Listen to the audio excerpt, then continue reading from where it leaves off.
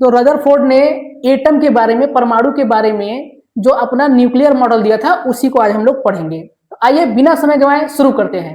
देखिए 1911 में रदरफोर्ड जो है एक अल्फा पार्टिकल एक्सपेरिमेंट किया था, अल्फा पार्टिकल स्कैटरिंग एक्सपेरिमेंट किया था। ये जो एक्सपेरिमेंट हुआ था ये कर रहे थे प्रोटॉन के खोज के दौरान। जब जब न्यूक्लियस के अंदर, परमाणु के अंदर जो है ये इलेक्ट्रॉन, प्रोटॉन और न्यूट्रॉन की जब खोज चल रही थी तो रदरफोर्ड ने जो है प्रोटॉन की खोज किया। उस खोज के दौरान इन्होंने एक अल्फा पार्टिकल स्कैटरिंग एक्सपेरिमेंट किया। उसके लिए उन्होंने क्या लिया था कि एक गोल्ड की जो फॉइल थी, सोने की एक बहुत ही पतली जो है पन्नी को लिया, उस पर अल्फा पार्टिकल जो है गुजारा और एक जो है सर्कुलर फोटोग्राफिक प्लेट लिया था, सर्कुलर फोटोग्राफिक प्लेट लिया था जिसके ऊपर जिंक सल्फाइड लगाया हुआ था। जिंक सल्फाइड फ्लोरोसेंट मटेरियल होता है जो चमकता है। तो इन्होंने क्या दिखाया कि जब अल्फा पार्टिकल गोल्ड फॉइल के आर पार निकल रही थी, उस पर टकरा कर जब बाहर निकल रही थी तो जिंक सल्फाइड के जो प्लेट था, फोटोग्राफिक प्लेट, उसके ऊपर पड़ के चमक रहा था। ठीक है। इन्होंने और क्या देखा कि जब भी हम अल्फा पार्टिकल की बमबारी करा रहे थे किसके ऊपर, सोने के ऊपर, तो ज्यादातर जो अल्फा पार्टिकल है इस सोने के बाहर चले जा रहे थे। ज्यादातर इसमें से जो सोना का लगा हुआ पतला सा जो फॉइल लगा हुआ था, परत लगा हुआ था, इसमें से ज्यादातर सब बाहर निकल जा रहे थे।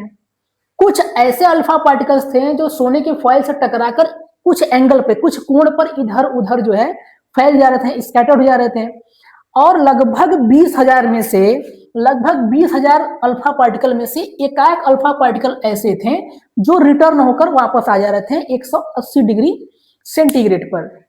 180 डिग्री पर, सेंटीग्रेड नहीं, 180 डिग्री पर ये रिटर्न हो जा रहे थे। तो रदरफोर्ड ने इन सभी से एक कंक्लूजन निकाला कि आखिर हमारा जो एटम होगा वो कैसा होगा।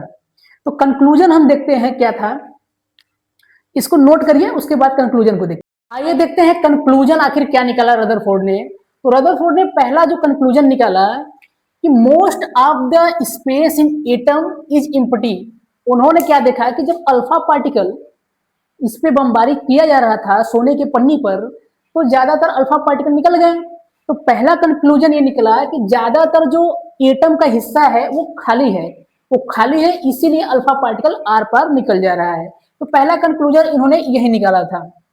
दूसरा कंक्लूजन क्या निकाला कि इन्होंने देखा कि कुछ जो है अल्फा पार्टिकल, हजारों अल्फा पार्टिकल में से कुछ ऐसे अल्फा पार्टिकल थे जो न्यूक्लियस के बीच में पहुंचने पर, न्यूक्लियस के बीच में पहुंच रहे थे, सॉरी एटम के बीच में पहुंच रहे थे, न्यूक्लियस के आसपास पहुंच रहे थे, तो वहां से डिफ्लेक्ट हो जा रहे थे। तो इन्होंने दूसरा कंक्लूजन निकाला कि जो ये अल्फा पार्टिकल पॉजिटिव चार्ज वाला है, बीच में भी कोई पॉजिटिव चार्ज वाला है, जो दोनों के बीच रिपल्सन फोर्स लग रहा है, इसके वजह से ये क्या हो जा रहा है, डिफ्लेक्ट हो जा रहा है। ठीक है। तीसरा इन्होंने निकाला कि जो पॉजिटिव चार्ज एटम के अंदर है वो बहुत ही छोटे जगह पे है, बहुत ही छोटे जगह पे है, और उसका नाम इन्होंने बताया कि उसका नाम न्यूक्लियस है, नाभिक है। ठीक है। और जो पांचवा इन्होंने कंक्लूजन निकाला कि जो इस एटम का रेडियस होगा यहां से यहां, ये होगा 10⁻⁻10 मीटर, और इस न्यूक्लियस का जो एटम रेडियस होगा वो होगा 10⁻15 मीटर। ये दो जो है कंक्लूजन लास्ट में इन्होंने और निकाला कि हमारा जो न्यूक्लियस का रेडियस है वो 10⁻10 मीटर का होगा, और जो जो एटम का रेडियस है वो 10⁻10 होगा, -10, और जो न्यूक्लियस का रेडियस होगा वो 10⁻−15 मीटर का होगा।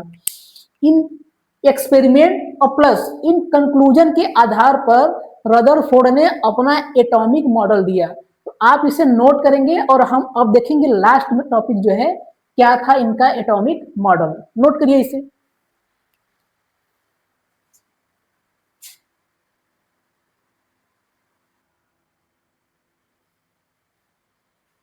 आइए देखते हैं फाइनली रदरफोर्ड ने एक्सपेरिमेंट कंक्लूजन के बाद आखिर क्या दिया अपना एटॉमिक मॉडल। तो देखिए क्या दिया अकॉर्डिंग टू रदरफोर्ड।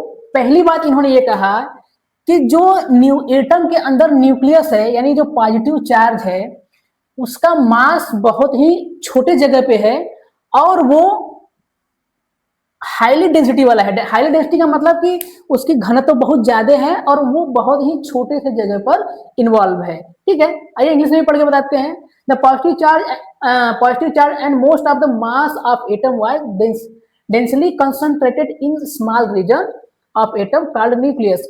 जो एटम का पूरा पूरा वजन है, द्रव्यमान है, भार है, वो एक पॉइंट पर है, मतलब बीच में है, जिसे हम न्यूक्लियस कहते हैं और इसकी डेंसिटी बहुत ज्यादा है। पहली बात इन्होंने ये कहा।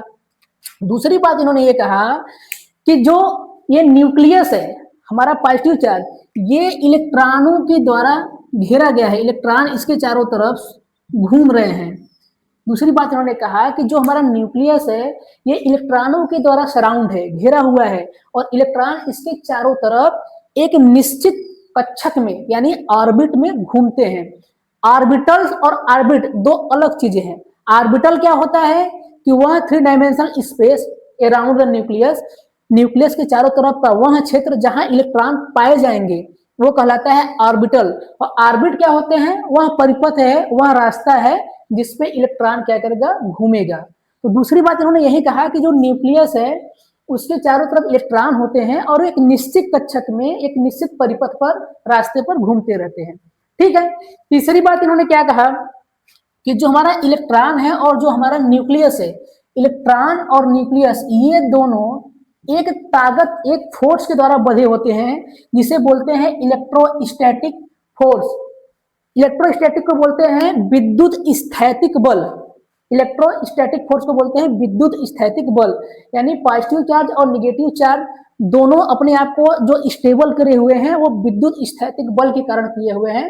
ये न्यूक्लियस इलेक्ट्रॉन को अपनी तरफ खींचता है और उतने ही स्पीड से इलेक्ट्रॉन घूम के उसके जस्ट अपोजिट दिशा में बल लगा के इनके खींचे गए ताकत को बराबर कर देता है।